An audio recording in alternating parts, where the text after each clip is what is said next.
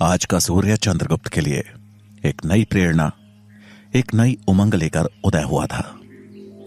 आज से चंद्रगुप्त का एक नया जीवन प्रारंभ होने जा रहा था। चंद्रगुप्त का चेहरा खिला हुआ था। उसके चेहरे पर एक अलग सा उत्साह था। प्रणाम आचार्य। अपने गुरु के चरणों में नतमस्तक होते हुए चंद्रगुप्त ने प्रणाम किया। चाणक्य ने उसको आशीर्वाद दिया और बोले, आज तुम्हारी शिक्षा का पहला दिन है चंद्रगुप्त। मैं आशा करता हूं कि तुम हर परिस्थिति, हर आपदा से जूझने के लिए तैयार हो चुके हो। चाणक्य का प्रश्न सुन चंद्रगुप्त बोला, जी आचार्य, आप आदेश दीजिए कि मुझे क्या करना होगा। चलो मेरे साथ। प्रश्न सूचक निगाहों के साथ अपने गुरु का आदेश मान चंद्रगुप्त चाणक्य के पीछे पीछे चल पड़ा। कुछ देर बाद चंद्रगुप्त ने देखा कि उसके सामने ऊंची ऊंची जंगली घास मंद हवा में लहरा रही थी। वो आश्चर्य में था और इससे पहले कि कुछ पूछता, चाणक्य ने उसके हाथ में हंसिया देते हुए कहा, ये लो चंद्रगुप्त, और इस घास को काटने का काम शुरू कर दो। पर आचार्य, अचंभे में पड़ा हुआ चंद्रगुप्त अपनी बात पूरी कर ही रहा था कि तभी चाणक्य ने उसकी बात को काटते हुए कहा, प्रश्न पूछने में अपना समय व्यर्थ कर रहे हो तुम चंद्रगुप्त। असमंजस में घिरे चंद्रगुप्त ने हंसिया ली और घास काटने लगा। आचार्य चाणक्य अपने हाथों को अपने पीछे बांधे चंद्रगुप्त को देखने लगे। एक दो घास के गुच्छों को उखाड़ फेंकने के बाद चंद्रगुप्त ने आचार्य की तरफ देखा। उसका चेहरा देखते ही चाणक्य उसके मन में उठ रहे सवालों को पहले ही भांप गए और बोले, मन को एकाग्र कर काम करने से सफलता शीघ्र मिलती है। ऐसा कहे चाणक्य फौरन वहां से निकल गए। चंद्रगुप्त एकाग्रता से घास की कटाई करने लगा। सूरज सर के ऊपर आ चुका था। पसीने से लथपथ चंद्रगुप्त थक कर बैठ गया। भूख और प्यास से उसकी हालत खराब होने लगी थी। तभी उसे दूर से आती हुई एक लड़की दिखी, जिसके हाथ में कपड़े की एक पोटली थी। साधारण सी पोशाक पहने लगभग 15-16 साल की वो लड़की रूप की धनी थी। उसकी चाल में चंचलता और मुख पर भोलापन था। उसे देख चंद्रगुप्त को लगा कि वो कोई राहगीर होगी, लेकिन अब उस लड़की के कदम चंद्रगुप्त की तरफ ही पड़ने लगे। कुछ ही देर में वो लड़की चंद्रगुप्त के सामने थी। उसने हाथ में पकड़ी पोटली को चंद्रगुप्त के सामने रखा और बोली, ये लो खाना। आचार्य सूरजमल ने बोला था कि दोपहर का खाना तुम तक पहुंचा दूं। चंद्रगुप्त ने उसकी तरफ उत्सुकतावश देखते हुए पूछा, नाम क्या है तुम्हारा? मैंने तुम्हें आश्रम में तो कभी नहीं देखा। लड़की ने बड़े सहज अंदाज में कहा, सुकन्या। मेरा नाम सुकन्या है। मैंने भी तुम्हें आश्रम में कभी नहीं देखा। उसकी बात सुन चंद्रगुप्त बोला, मुझे आए अभी कुछ ही दिन हुए हैं और मैं यहां रहकर तक्षशिला में प्रवेश के लिए तैयारी कर रहा हूं।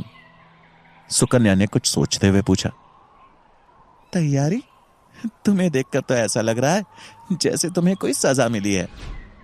चंद्रगुप्त ने थोड़ा शर्मिंदगी से घास और फिर हाथ में पकड़ी हंसिया की तरफ देखते हुए कहा, नहीं नहीं, ये मेरे अभ्यास का ही हिस्सा है। चंद्रगुप्त की हिचकिचाहट देख सुकन्या असमंजस की स्थिति में थी कि भला घास काटना कौन सा अभ्यास होता है। लेकिन इससे पहले कि वो कुछ और पूछती, चंद्रगुप्त ने बात पलटते हुए सवाल किया, तुम्हारा गांव कहां है? सुकन्या ने बिना कुछ कहे बस एक तरफ इशारा कर दिया। चंद्रगुप्त ने नजर दौड़ाई तो दूर पहाड़ों की गोद में कुछ घर दिखाई दिए। इससे पहले कि चंद्रगुप्त कुछ और पूछता, वो लड़की बोली, अच्छा मैं चलती हूं, मुझे देर हो रही है। ऐसा कह वो चली गई। चंद्रगुप्त वहीं बैठे उसे जाते हुए देख रहा था, लेकिन भूख से पेट में कूद रहे चूहों ने चंद्रगुप्त का ध्यान खाने की तरफ खींचा। उसने तुरंत ही वो कपड़े की पोटली खोली और खाना खाने लगा। रोटियों के साथ आई खीर का स्वाद चख के तो जैसे चंद्रगुप्त की सारी थकान ही गायब हो गई। वो भोजन खत्म कर फिर से एक नई ऊर्जा के साथ अपने काम में लग गया। लेकिन काम करते करते एक सवाल उसके मन को बार बार व्याकुल किए जा रहा था, क्यों आखिर इस घास कटाई के जरिए आचार्य क्या सिखाना चाह रहे हैं? पर उत्तर तो चाणक्य ही दे सकते थे, लेकिन वो वहां थे नहीं। घास काटते काटते शाम हो चली और चंद्रगुप्त थक के चूर हो चुका था, और साथ ही हताश भी। उसे अब यह सोच के गुस्सा आने लगा था कि तक्षशिला में प्रवेश के लिए यह घास काटना कैसे मददगार बनेगा। तभी उसे अपनी तरफ आते हुए कुछ घोड़ों की टाप सुनाई दी। उत्सुकतावश उसने आवाज की तरफ नजर दौड़ाई तो सामने तक्षशिला के कुछ छात्र घोड़े पर सवार उसी तरफ बढ़ रहे थे। वो छात्र एक युद्ध कला की प्रतियोगिता में हिस्सा लेकर वापस विश्वविद्यालय की तरफ लौट रहे थे। ये वही राजकुमार थे जिनसे चंद्रगुप्त ने पहले दिन ही लड़ाई मोल ली थी। उनको अपनी तरफ आता देख चंद्रगुप्त खुद में शर्मिंदगी महसूस करने लगा। उसने इधर उधर देखा कि कहीं किसी आड़ में वो छिप सके, लेकिन वहां आसपास ना कोई पेड़ था ना कोई पत्थर। रास्ते के दोनों तरफ बस घास ही घास थी। कोई चारा ना देख चंद्रगुप्त अपना मुंह छिपा घास काटने में लग गया। उन छात्रों ने चंद्रगुप्त को पहचान लिया और वहीं अपना घोड़ा रोक दिया। उनमें से एक राजकुमार जिसका नाम वीरसेन था, चंद्रगुप्त को देखकर बोला, अरे ये तो शूरवीर चंद्रगुप्त है, जिनको पीछे से वार करना कायरता लगता है, लेकिन घास काटना इनको बड़ा बहादुरी का काम लग रहा है। यह सुन बाकी के सब छात्र जोर जोर से हंसने लगे। चंद्रगुप्त यह सुनकर शर्मिंदा भी हुआ और साथ में उसके गुस्से का पारा भी बढ़ने लगा। तभी दूसरे राजकुमार ने तंज कसते हुए कहा, तक्षशिला में शिक्षा ग्रहण करने आया था ये। अगर ऐसे भिखारियों को तक्षशिला में प्रवेश मिलने लगा तो वहां की गरिमा तो मिट्टी में मिल जाएगी। इन जैसों को घास काटना ही शोभा देता है। यह सुन चंद्रगुप्त का पारा जैसे आसमान छू गया। उसने गुस्से में उन छात्रों की तरफ देखा जो घोड़े पर बैठे जोर जोर से हंस रहे थे। चंद्रगुप्त का हाथ हंसिया पर जैसे अपनी पकड़ मजबूत करने लगा। वीरसेन ने चंद्रगुप्त की गुस्से से भरी नजरों पर ध्यान देते हुए कहा, अपने गुस्से को घास काटने पर इस्तेमाल कर, वही तेरा यह गुस्सा बर्दाश्त करेगी, हम नहीं। चंद्रगुप्त गुस्से में अपनी जगह से उठ खड़ा हुआ। हंसिया पे उसकी पकड़ और मजबूत हो गई। चंद्रगुप्त हाथ में हथियार और आंखों में उबलता क्रोध लिए उनकी तरफ बढ़ा ही था कि तभी उसके कदम अचानक रुक गए, जैसे कि उसे कुछ याद आ गया। वो एक बार फिर अपने गुरु की आज्ञा का उल्लंघन नहीं करना चाहता था। वो तुरंत मुड़ा और चुपचाप घास काटने में लग गया। ये देख वो राजकुमार छात्र भी हैरान रह गए।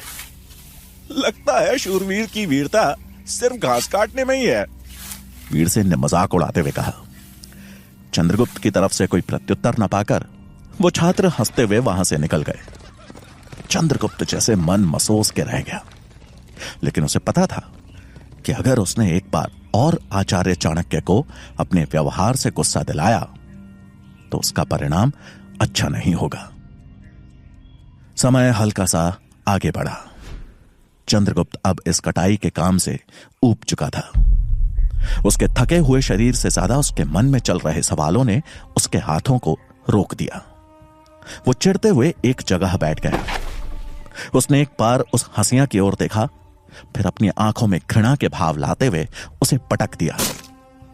उदास मन के साथ घृणा भरी आवाज में वो अपने आप से बोला, कहां तो आज सुबह मैं अस्त्र शस्त्र सीखने के लिए लालायित था, और कहां यह आचार्य ने घास कटाई के काम में लगा दिया। ऊपर से यह हंसिया, इसे पकड़ पकड़ कर हाथ दुखाए। सबसे ज्यादा तकलीफ तो इसी ने दी है। गुस्से में चंद्रगुप्त ने उस हंसिया को लात मारकर अपने से दूर फेंक दिया, मानो आज के बाद वो उसकी शक्ल भी नहीं देखना चाहता हो। चंद्रगुप्त आधे से ज्यादा काम खत्म कर चुका था। सांझ होते ही पशु पक्षी अपने अपने घोंसलों में लौटने लगे थे। मौसम में ठंडक आने लगी थी। चंद्रगुप्त आंखें मूंद कुछ पल के लिए आराम करने लगा, और उसे पता ही नहीं चला कि कब उसकी आंख लग गई। अपने कार्य को अधूरा छोड़ने वाले लोग कभी सफलता नहीं पा सकते चंद्रगुप्त। आचार्य के शब्द किसी तीर की तरह चंद्रगुप्त के हृदय में घुसे। चंद्रगुप्त नींद में ही हाथ जोड़ हड़बड़ाते हुए कहने लगा, क्षमा क्षमा आचार्य, क्षमा।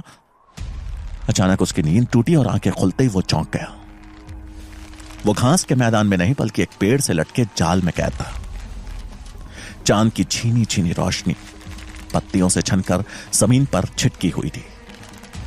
अपने आप को जाल में लिपटा देख चंद्रगुप्त ऐसे तड़पने लगा जैसे बिन पानी मछली।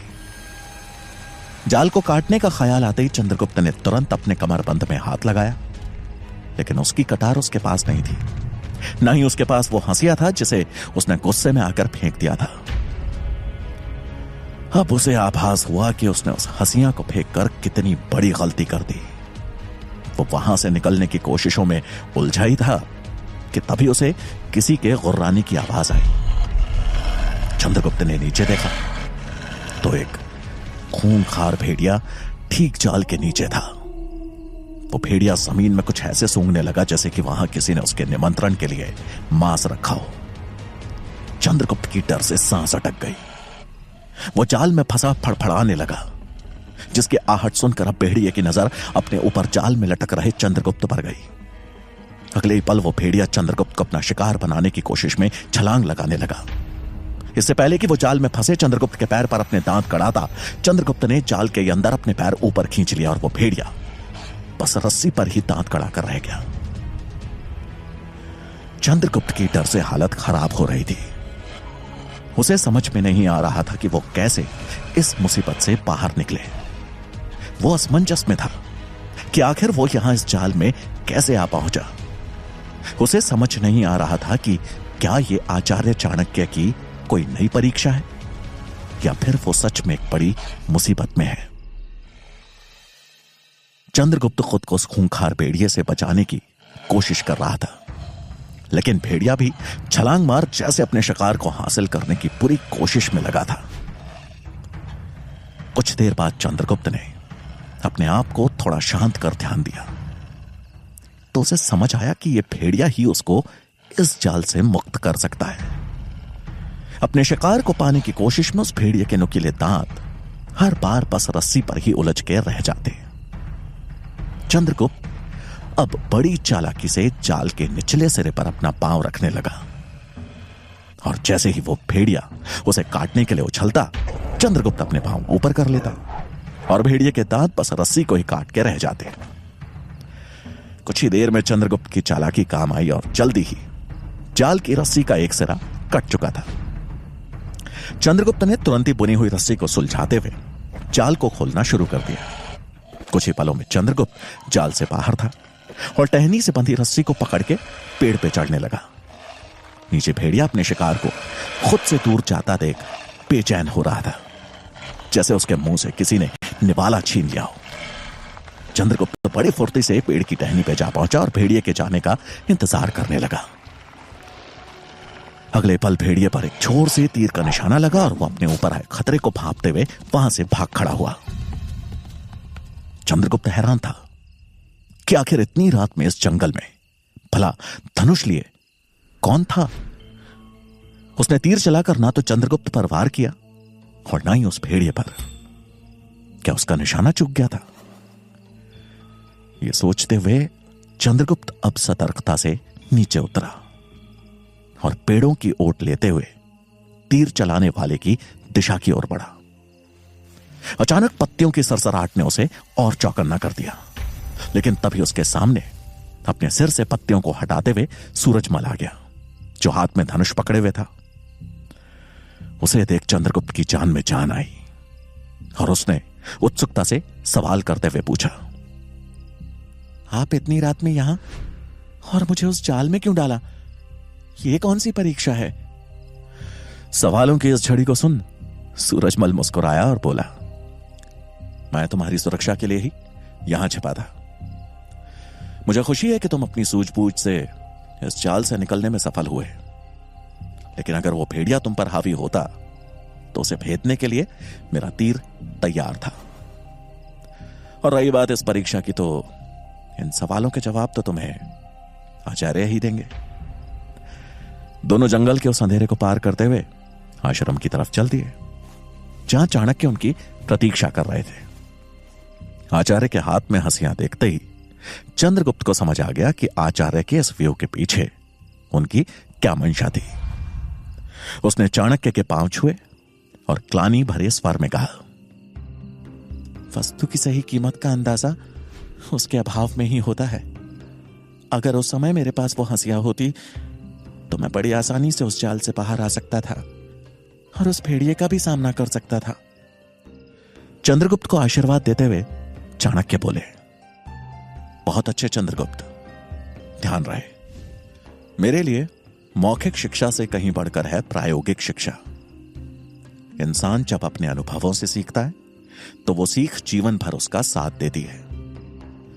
यह सुन चंद्रगुप्त के चेहरे पर एक संतोषजनक मुस्कान थी, लेकिन घास वाली बात सोचकर उसने थोड़ा असमंजस भरे स्वर में पूछा, लेकिन आचार्य, आपने मुझे घास काटने को क्यों कहा?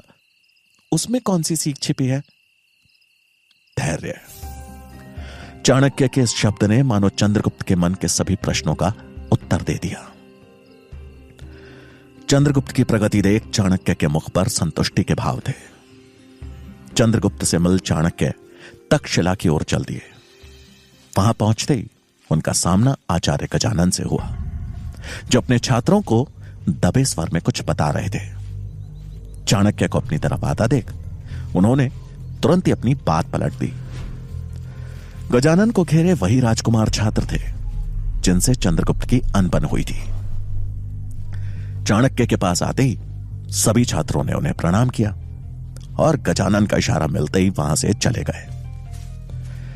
गजानन के चेहरे के भाव पढ़ते हुए चाणक्य बोले, छिपाया उनसे जाता है आचार्य जो मन की बातें न भाप पाए। यह सुन आचार्य गजानन के चेहरे के भाव बदल गए, मानो उनकी कोई बड़ी गलती पकड़ी गई हो। चाणक्य ने दूर जाते हुए छात्रों की ओर नजर दौड़ाते हुए कहा, अब इन्हें चंद्रगुप्त को तोड़ने के कौन से नए षड्यंत्र का पाठ दे रहे हैं आप? चाणक्य का यह वाक्य गजानन के सीने में किसी तीर की तरह चुभ गया। वो तुरंत तिल मिलाते हुए बोले, षड्यंत्र तो आप रच रहे हैं, एक बाहरी अयोग्य असभ्य लड़के को तक्षशिला में प्रवेश दिलाने का। लेकिन यह मत भूलना कि जब तक मैं यहां हूं, इस विश्वविद्यालय की गरिमा पर आंच नहीं आने दूंगा। गजानन की बात सुन चाणक्य ने कटाक्ष करते हुए कहा, छात्रों का अपने स्वार्थ के लिए उपयोग करना, तक्षशिला की गरिमा का बड़े अच्छे से ध्यान रख रहे हैं आप। यह सुन गजानन का चेहरा गुस्से से लाल हो गया। चाणक्य ने अपनी बात जारी रखते हुए कहा, एक शिक्षक का प्रमुख कार्य होता है अपने छात्रों को सही दिशा दिखाना, जिस पे चलकर वो अपने भविष्य की एक मजबूत नींव रख सके। लेकिन आप तो इनकी नींव ही कमजोर करने पर तुले हुए हैं आचार्य चाणक्य। गजानन ने गरजते हुए कहा, हमें शिक्षा का पाठ ना ही पढ़ाएं तो उचित होगा। आपकी खुली हुई शिखा आपके ज्ञान और सम्मान का उचित प्रमाण दे रही है सबको। ये कह गजानन ने उनके घाव को कुरेद दिया था। शिखा का नाम सुन चाणक्य को मानो धनानंद से हुए अपने अपमान का दृश्य याद आ गया। वो कुछ बोलने को हुए कि तभी पीछे से आचार्य मेघनाद की आवाज गूंजी, ज्ञान और सम्मान का ही नहीं, अभिमान का भी आचार्य गजानन। चाणक्य अपने भावों को काबू करते हुए पीछे मुड़े तो सामने आचार्य मेघनाद थे, जो कुछ दिनों की यात्रा के बाद आज तक्षशिला लौटे थे। चाणक्य को सही सलामत अपने सामने देख उन्हें मानो ठेस सी लग गई। उन्होंने ताना कसते हुए चाणक्य के समीप आकर कहा, मृत्यु से ज्यादा बुरा है अभिमान का टूटना, और उस चोट की पीड़ा आपके मुख पे स्पष्ट झलक रही है आचार्य चाणक्य। लेकिन आप चिंता ना करें, अपमान का घूंट हर इंसान को उसकी सही कीमत का आभास करा ही देता है। उम्मीद है आपको भी। यह सुन चाणक्य ने उनकी बात काटी और पलटवार करते हुए कहा, अपमान का घूंट इंसान के अंदर कुछ कर दिखाने की ज्वाला भी पैदा करता है आचार्य मेघनाद, और मेरा अंतर्मन अभी उसी ज्वाला में दहक रहा है। वैसे मेरे मगध जाने से पहले आपने अंतिम भोजन का प्रस्ताव रखा था। मुझे आपकी पीड़ा समझ आ रही है। आपकी इच्छा तो पूरी नहीं हुई, लेकिन अब आप चाहें तो हम भोजन साथ में कर सकते हैं। चाणक्य का यह कटाक्ष सुन मेघनाद और गजानन की बोलती बंद हो गई। चाणक्य ने उन दोनों को नमन किया और वहां से आगे बढ़ गए। आचार्य मेघनाद के आ जाने से चाणक्य की मुश्किलें और बढ़ गई थी, क्योंकि अब सिर्फ गजानन ही नहीं बल्कि मेघनाद भी चंद्रगुप्त को परीक्षा में विफल करने के प्रयास में जुटने वाले थे, और चाणक्य को इसका आभास अच्छे से था। चाणक्य की इस दोहरी चिंता से अनजान शाम में चंद्रगुप्त आश्रम में सूरजमल से तलवारबाजी की शिक्षा ले रहा था। कभी सूरजमल चंद्रगुप्त पर हावी रहता तो कभी वो सूरजमल पर। तभी सूरजमल की नजरें आसमान में उठते धुएं की तरफ पड़ी। धुआं इतना भयानक था जिससे साफ पता चल रहा था कि कहीं बहुत भीषण आग लगी है। धुएं को देख सूरजमल ने हैरानी भरे स्वर में कहा, लगता है पास के गांव में आग लगी है। चंद्रगुप्त की नजर जब धुएं की तरफ गई तो वो बोला, अरे ये धुआं तो सुकन्या के गांव की तरफ से उठ रहा है। आचार्य सूरजमल, हमें उनकी मदद करने के लिए जाना चाहिए।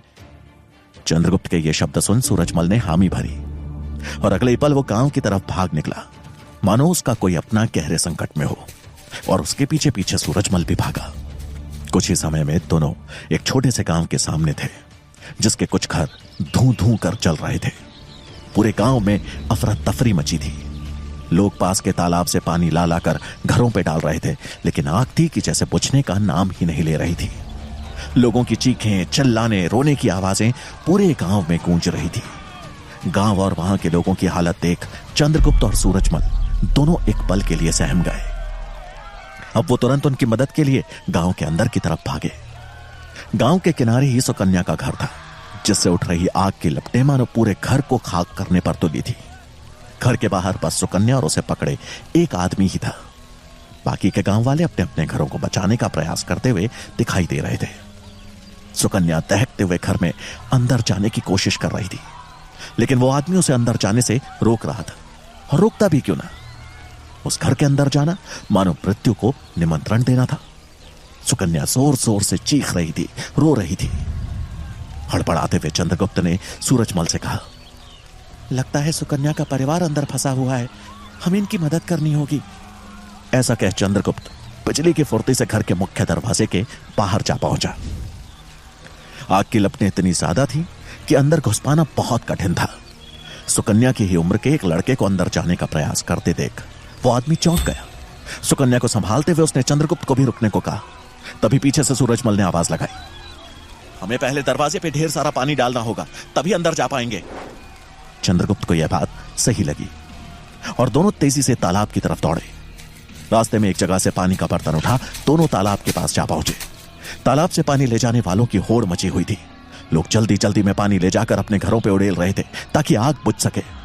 चंद्रगुप्त हड़बड़ाहट में तालाब से पानी भरने को आगे बढ़ा ही था कि तभी उसको किसी का धक्का लगा और वो सीधा तालाब में जा गिरा। ये देख सूरजमल और ज्यादा घबरा गया। पानी के अंदर पहुंच जैसे चंद्रगुप्त की सांस अटक गई। वो घबराहट में अपने हाथ पांव मारने लगा। उस अंधेरी रात में सूरजमल को बस हाथ पैर मारता चंद्रगुप्त दिख रहा था। वो जोर से चिल्लाया, चंद्रगुप्त,